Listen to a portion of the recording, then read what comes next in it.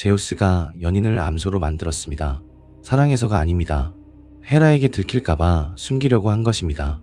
그리고 그 암소는 세상 끝까지 쫓겼습니다. 어둠이 내리고 별이 뜨는 밤, 전기수야화가 시작됩니다. 아르고스, 지난밤에 들려드린 다나의 도시입니다. 아크리시오스가 딸을 청동탑에 가둔 그 도시. 이 도시에 이오라는 여인이 있었습니다. 이오는 헤라 신전의 무녀였습니다. 신전에서 제물을 바치고 기도를 올리고 여신 헤라를 섬기는 것이 이오의 삶이었습니다. 아이러니한 일이었습니다. 헤라를 섬기는 여인이 헤라의 남편에게 사랑받게 될 줄은 아무도 몰랐으니까요. 이오는 아름다웠습니다. 검은 머리카락이 길게 흘렀고 눈은 크고 맑았으며 피부는 달빛처럼 하였습니다. 아르고스 사람들은 이오를 볼 때마다 말했습니다. 저 여인은 사람이 아니라 신 같다고. 그 소문이 올림포스까지 올라간 것인지 아니면 제우스가 직접 내려다본 것인지 어느 날 제우스는 이오를 보았습니다. 그리고 반했습니다. 제우스는 이오에게 꿈을 보냈습니다. 밤마다 이오의 꿈의 목소리가 들렸습니다. 아르고스의 딸이여, 레르나의 초원으로 나오너라. 너를 사랑하는 자가 기다리고 있다. 이오는 두려웠습니다. 꿈이 반복될수록 불안했습니다. 이오는 아버지 이나코스에게 말했습니다. 이나코스는 아르고스의 강의 신이었습니다. 강의 신이고 그 딸이 무녀인 가문. 이나코스는 델피와 도도나의 신탁을 물었습니다. 그리고 돌아온 답은 이것이었습니다. 딸을 내보내라. 그렇지 않으면 제우스의 번개가 너의 가문을 전멸시킬 것이다. 이나코스는 울면서 딸을 내보냈습니다. 강의 신조차 제우스의 뜻을 거역할 수 없었습니다. 이오는 레르나의 초원으로 나갔습니다. 풀밭이 넓게 펼쳐진 조용한 곳이었습니다. 바람이 불었고 구름이 움직이고 있었습니다. 그런데 갑자기 하늘이 어두워졌습니다. 맑았던 하늘에 구름이 몰려들기 시작했습니다. 검은 구름이 초원을 뒤덮었습니다. 순식간이었습니다. 구름 속에서 제우스가 나타났습니다. 이오와 제우스가 구름 속에 함께 있었습니다. 바깥에서는 아무것도 보이지 않았습니다. 검은 구름이 둘을 완전히 감싸고 있었습니다. 하지만 올림포스에서 누군가가 보고 있었습니다. 헤라. 헤라는 남편의 행동을 감시하고 있었습니다. 오랫동안 그래왔습니다. 에오로페 때도, 세멜레 때도, 다나에 때도, 레다 때도 매번 속았고 매번 분노했고 매번 복수했습니다. 세멜레를 번개에 태워 죽인 것도 헤라의 계략이었습니다. 레토를 온 세상에서 쫓아낸 것도 헤라였습니다. 그런데 오늘은 이상했습니다. 아르고스의 초원에 갑자기 검은 구름이 모였습니다. 맑은 날에 한 곳에만 구름이 모이는 것은 자연스러운 일이 아니었습니다. 제우스가 구름을 만들어 무언가를 숨길 때 항상 이런 일이 벌어졌습니다. 헤라는 직감했습니다. 또 그 짓이군. 헤라가 올림포스에서 내려왔습니다. 빠르게 분노를 삼키며 이번에는 증거를 잡겠다는 눈빛으로. 한편 구름 속의 제우스. 제우스도 헤라가 오는 것을 느꼈습니다. 대지가 흔들렸습니다. 헤라가 올림포스에서 내려올 때 땅이 떨리는 것입니다. 올림포스의 왕은 아내의 분노를 누구보다 잘 알고 있었습니다. 세멜레가 어떻게 됐는지 기억하고 있었습니다. 번개에 타 죽은 여인의 모습을 아직도 잊지 못하고 있었습니다. 헤라에게 들키면 이오가 죽습니다. 세멜레처럼, 아니 그보다 더 끔찍하게. 제우스는 순간적으로 결정을 내렸습니다. 이오를 숨겨야 한다. 하지만 숨길 곳이 없었습니다. 시간도 없었습니다. 헤라가 이미 내려오고 있었습니다. 제우스는 이오의 모습을 바꿨습니다. 암소로. 하얀 암소. 눈처럼 하얀 아름다운 암소. 순간의 결정이었습니다. 이오를 구하기 위한 것이었는지 자기를 구하기 위한 것이었는지는 제우스만이 알고 있었습니다. 이오가 여인에서 암소로 변하는 데는 한순간이면 충분했습니다. 검은 머리카락이 하얀 털로 바뀌었고 맑은 눈이 커다란 소의 눈으로 변했으며 가녀린 손이 갈라진 발굽으로 바뀌었습니다. 이오는 자기에게 무슨 일이 일어난 건지 알지 못했습니다. 소리를 지르려 했지만 나온 것은 음매의 하는 울음소리뿐이었습니다. 구름이 걷혔습니다. 헤라가 도착했습니다. 초원에 제우스가 서 있었습니다. 여유로운 표정으로 풀밭을 바라보고 있는 척하고 있었습니다. 그리고 그 옆에 하얀 암소 한 마리. 아름다운 암소였습니다. 보통 암소가 아니었습니다. 눈처럼 하얀 털, 우아한 자태, 그리고 너무나 슬픈 눈. 사람의 눈 같은 커다란 눈. 헤라의 눈이 가늘어졌습니다. 여보. 헤라가 달콤한 목소리로 말했습니다. 달콤했지만 칼날 같은 목소리였습니다. 이 아름다운 암소는 어디서 났나요? 이렇게 아름다운 암소는 처음 보는데요. 제우스가 태연하게 대답했습니다. 이 암소? 방금 땅에서 태어났소. 저절로. 땅에서요? 그렇소. 자연의 신비란 놀라운 것 아니겠소? 헤라는 웃었습니다. 차가운 미소였습니다. 믿지 않았습니다. 남편이 거짓말을 하고 있다는 것을 헤라는 알고 있었습니다. 하지만 증거가 없었습니다. 제우스가 자기 입으로 부인하는데 더 이상 추궁할 수 없었습니다. 그래서 헤라는 다른 방법을 썼습니다. 더 교묘한 방법을. 그렇다면 이 아름다운 암소를 제게 선물로 주세요. 제우스의 얼굴이 굳었습니다. 거절하면 의심이 확실해집니다. 그냥 암소 아니었어? 헤라가 물을 것입니다.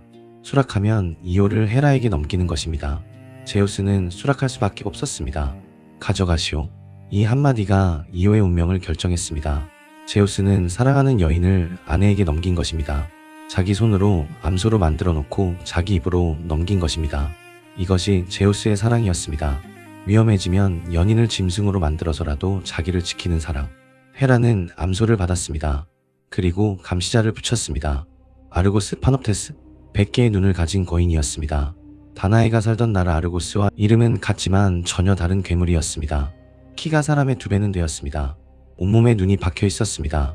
머리에도 이마에도 뺨에도 등에도 팔에도 손등에도 어디를 봐도 눈이었습니다. 파란 눈, 검은 눈, 갈색 눈, 크기도 다르고 색도 달랐지만 모두 살아 있었습니다. 모두 또렷이 보고 있었습니다. 잠을 잘 때도 눈의 절반은 뜨고 있었습니다.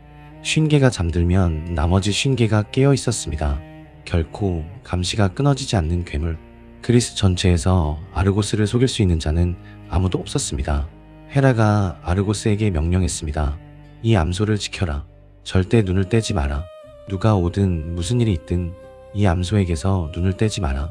이오는 아르고스의 감시 아래 놓였습니다. 낮에도 밤에도, 풀을 뜯을 때도, 물을 마실 때도, 잠들 때도, 깨어날 때도 100개의 눈이 항상 이오를 보고 있었습니다. 이오가 한 발짝만 움직여도 눈들이 따라왔습니다.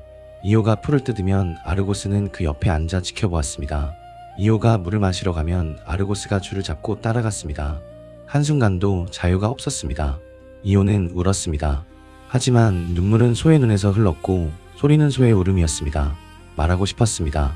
나는 이오입니다. 이나코스의 딸입니다. 사람입니다. 하지만 입에서 나오는 것은 음매의 하는 울음뿐이었습니다. 이오는 자기 아버지 이나코스의 강가로 갔습니다. 아르고스의 강. 이오가 태어나고 자란 곳, 강물에 비친 자기 모습을 보았습니다. 하얀 소, 뿔이 달린 머리, 갈라진 발굽, 사람의 얼굴이 아니었습니다. 이오는 자기 모습에 경악했습니다. 이것이 나인가? 이 짐승이 헤라의 무녀였던 이오란 말인가? 이오는 발굽으로 강변의 모래에 글씨를 썼습니다. 느리게 서툴게 하지만 분명하게. 이오. 자기 이름을 발굽으로 쓸 수 있는 것은 이름뿐이었습니다. 이나코스가 그것을 보았습니다. 강의 신이 물 위로 나타나 딸의 이름을 모래에서 읽었습니다. 이나코스의 눈에서 강물보다 많은 눈물이 흘렀습니다. 이나코스가 암소를 끌어안고 울었습니다. 내 딸아, 이것이 너란 말이야. 내가 신탁의 말을 따르지 말았어야 했다. 내가 너를 내보내지 말았어야 했다. 이오도 울었습니다. 하지만 아버지라는 말은 나오지 않았습니다. 음매의 하는 울음만 나왔습니다. 그것이 아버지와 딸의 마지막 만남이었습니다. 하지만 아르고스가 이오를 끌고 갔습니다. 이나코스의 품에서 떼어냈습니다. 100개의 눈으로 노려보며 아버지도 딸을 구할 수 없었습니다. 올림포스에서 제우스는 이 모든 것을 보고 있었습니다. 자기가 암소로 만든 여인이 고통받고 있는 것을, 자기가 아내에게 넘긴 여인이 100개의 눈에 감시당하고 있는 것을. 제우스는 아들 헤르메스를 불렀습니다. 아르고스를 죽여라. 이오를 풀어줘라. 헤르메스가 내려갔습니다. 날개 달린 샌들을 신고 구름을 가르며 헤르메스는 양치기로 변장하고 아르고스에게 다가갔습니다. 좋은 날이군. 헤르메스가 아르고스 옆에 앉았습니다. 피리를 꺼내 불기 시작했습니다. 느리고 달콤한 곡조, 그리고 이야기를 들려주기 시작했습니다. 길고 느리고 끝이 없는 이야기.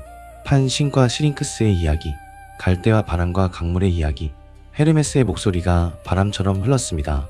아르고스의 눈이 하나씩 하나씩 잠들기 시작했습니다. 100개의 눈이 하나씩 감기기 시작했습니다. 10개가 감기고 20개가 감기고 50개가 감기고. 아르고스가 버티려 했지만 피리 소리가 너무 달콤했습니다. 이야기가 너무 길었습니다. 90개가 감기고 95개가 감기고 마침내 100개의 눈이 전부 감겼습니다. 처음으로 아르고스의 모든 눈이 잠들었습니다. 헤르메스가 칼을 뽑았습니다. 아르고스의 머리가 떨어졌습니다. 100개의 눈이 영원히 감겼습니다. 헤라는 아르고스의 죽음을 알았습니다.